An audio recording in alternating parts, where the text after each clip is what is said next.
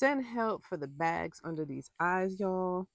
I contemplated putting on a little makeup for you guys, but I just want to keep it real. This is what you're going to get. So let's go. So today's video is going to be about the things that I learned on my very first trip. And I have my handy notes here for things that I'm going to share with you today. There, I can't even come up with a number of things that I want to share with you that I learned on this trip. I learned so many things on my first camping trip, which was to Simmons State Park here in Florida. It was an amazing experience. So much was learned. What I thought I had covered, what I realized I didn't have covered. Let's talk about it. So the very first thing that I learned while on this trip, I won't even say it was the first thing, because these are not necessarily in order in which I learned them, but let's just say things that I learned. So the first thing, location doesn't change behavior. Honey, let me tell you, I did not expect for there to be a domestic violence situation taking place right outside of my front window. I heard all this ruckus, looked out to see what was going on, and it was a man and a woman having an altercation. They were clearly intoxicated, but it quickly became physical, and I had no idea what to do. Now, I know the simple solution is yes, call the police, but I was in the state park. I really didn't have a clue of where I was really located other than campsite number. I didn't pay attention to address, location. So, yes, and I do know now that there are state park policemen that are on duty and they quickly arrived on the scene. Someone got the clue, but it was out of control, ridiculous. And then the squad cars came. It was a big ordeal.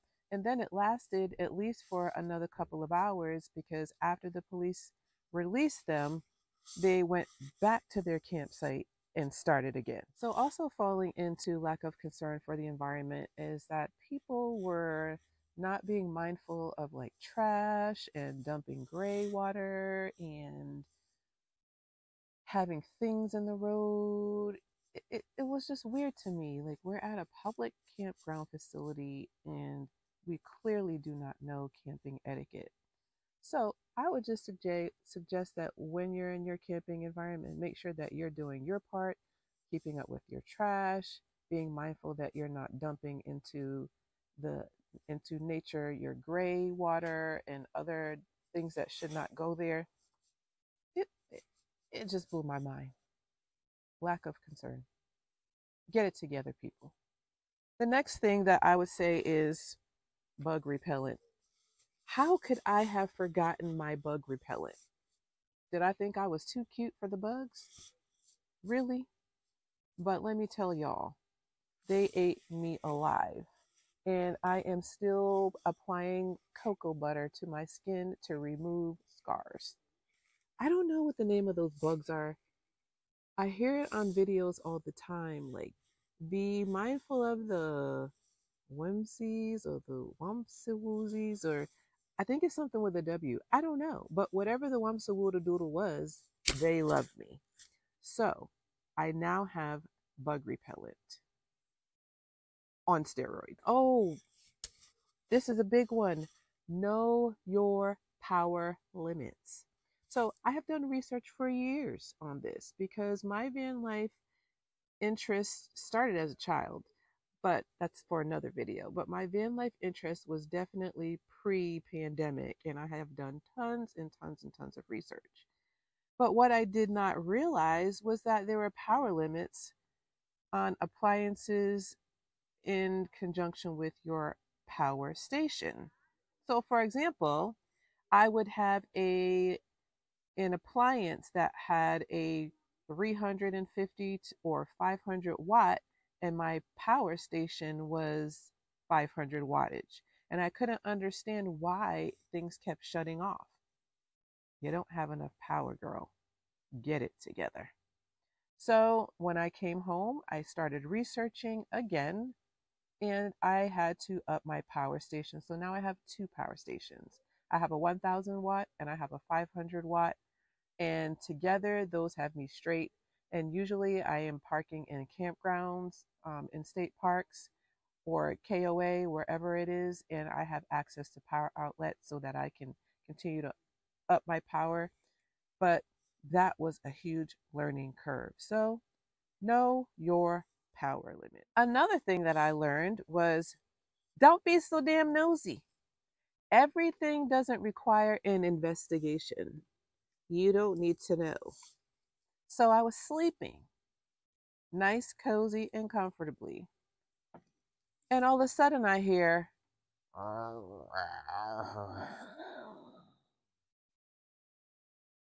what in the? So I peek out of my little curtain, pull down my window covers, and I can't really see anything. But again, I hear, it's okay. That ain't none of my business. I closed the curtain, put the window cover up, and went back to sleep.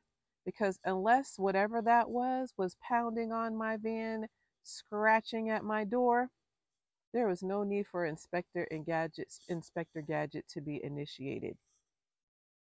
That's why y'all be dying in a scary movie, because y'all so nosy.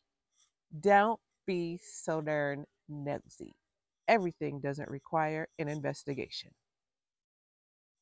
That's on that. Another thing I learned was have a reliable flashlight. And while that might seem to be like a duh moment, let's see. This was the flashlight that I, thought would be sufficient enough to go to the restroom. Now, mind you, in my defense, when I went to the restroom, it was dusk outside. And I had no idea that in the blink of an eye, it was going to be dark. And literally, I just went to go pee, y'all. That is it. And when I came out, it was midnight black outside. This was good for nothing. I ran into a man and his dog, pitch black. Mind you, my little chocolate self, hard to see in the dark. So, yeah, have a good flashlight, please, y'all. Have a good one. So, with that being said, let me share with y'all one of my newest purchases. I have many flashlights. This one I needed to make sure was going to work. I got this at Marshall's for $10. Can y'all see that? $10 on clearance, and it just happened to be in the aisle as I was checking out. It was there all by itself. Someone maybe hit it or decided they didn't want it, but it is a Bluetooth aux USB micro SD overland speaker. I'll show you what it looks like. This y'all is going to have me right. I don't think it's charged right now. It was charged when I bought it. But yeah, this to the restroom is going to have me right. Absolutely. Period. Make sure y'all are all together. Don't be like me. Don't be like me. Another thing that I learned, you need more than one night at a state park. And let me tell you why. So, at a state park, at least here in Florida, I don't know about other states, as in Florida, you can't check into the state park until 3 o'clock, and then checkout is at 11 a.m. By the time I got there, got set up, cooked dinner, it was dark and it was time for bed. Because it was cold outside and it was pitch black outside. There were no other lights going on. And so there was nothing I could do out there, or at least that I wanted to do by myself. So, with that being said, I never felt like I really got settled in. By the time I was like, okay, I'm in a good place, it was time to transition to let's go do your hygiene, let's get your jammies on, and let's get snuggled in for the night. And then in the morning, you make breakfast and it's time to dismantle everything that you've set up. So, my suggestion is that you always try to reserve 2 nights at the state park so that your first night, even though it's set up, you don't have to worry about taking it down in less than whatever number of hours. 2 nights, highly recommend. Next thing I learned, ladies, keep your game face on. It's okay to be nice, but you don't want to be preyed upon. Game face at all times. I have a mess around and find out face. You don't want to find out, but try me. You got to listen, I know it's this whole attitude of there are nice people in the world and there are people that are good at heart. And I believe that. But when you're out here in this camping world, in this wilderness, out here by yourself, you have to keep your game face on because you don't know what people are capable of. So keep it together. You don't have to smile at everybody you see. And then trust your gut and your intuition. I believe that you'll be able to tell to a degree who can get a smile, who can get a grin, and who can get that gangster face for sure. Game face, ladies. Game face. Funny story. So, as I was packing up to leave my campsite, I heard the neighbors next to me saying, Mima's not going to be able to find us. She's going to be riding around looking for us. It was funny. I didn't really think too much of it until Mima came around the corner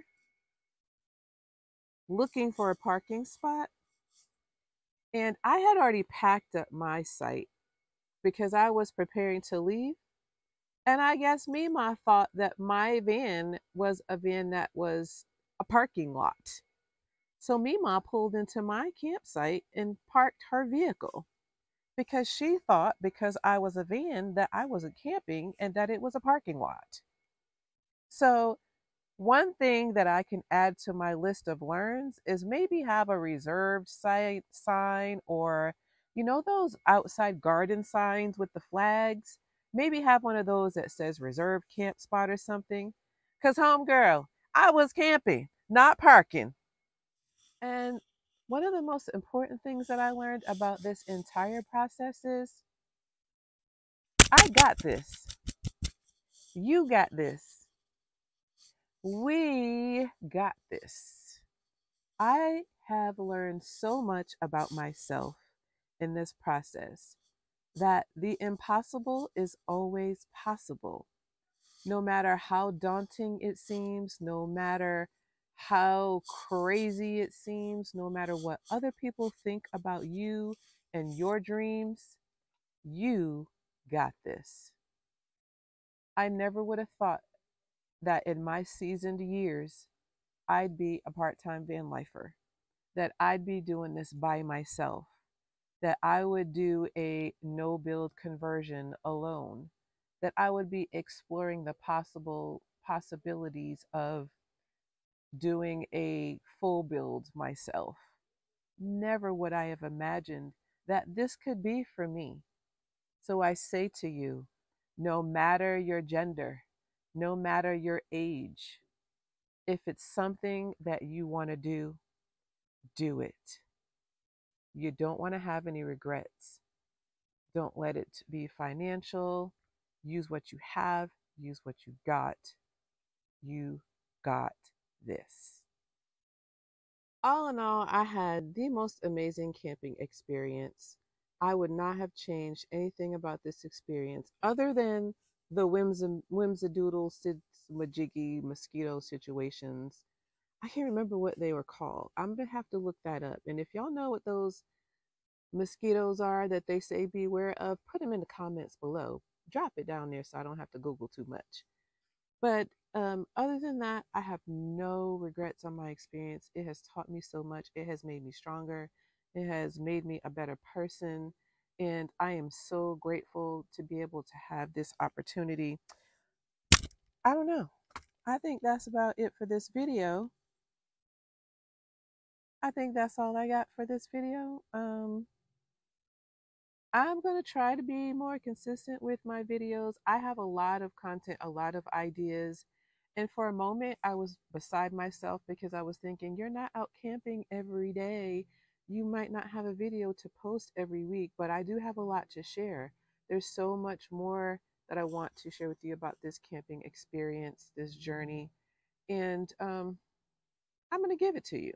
So I really hope that you all will stick around, like my videos, comment, love for the comments, subscribe. That would be awesome. My last video got 4,000 views. Thank y'all so much. So much. My only hope is that those 4,000 viewers will return and hit the subscribe button. I would love that so much. Thank you all for tuning in. Stay tuned for my next video content coming soon. Y'all, next weekend, I'm going to VanTopia, and I will put a picture of the advertisement here or somewhere here so that you will be able to see it in case you're in the area and you decide that you want to get a day pass. I have a day pass. I'm not doing the camping overnight because they sold out of camping spots right away. And I'm okay with that because I think I would have been overwhelmed. But I'm super excited to share with you that next video at VanTopia. I will film, get lots of content for you. So if you're interested, go ahead and subscribe so you can know what's coming next and what I learned at VanTopia. What I'm hoping to get from VanTopia is some ideas to make some of my temporary build or no build situation permanent build, hoping to go and get some great ideas on how to really refurbish and remodel my van to get it the way that I want to do it and on a budget. So yeah, come back, hit that subscribe.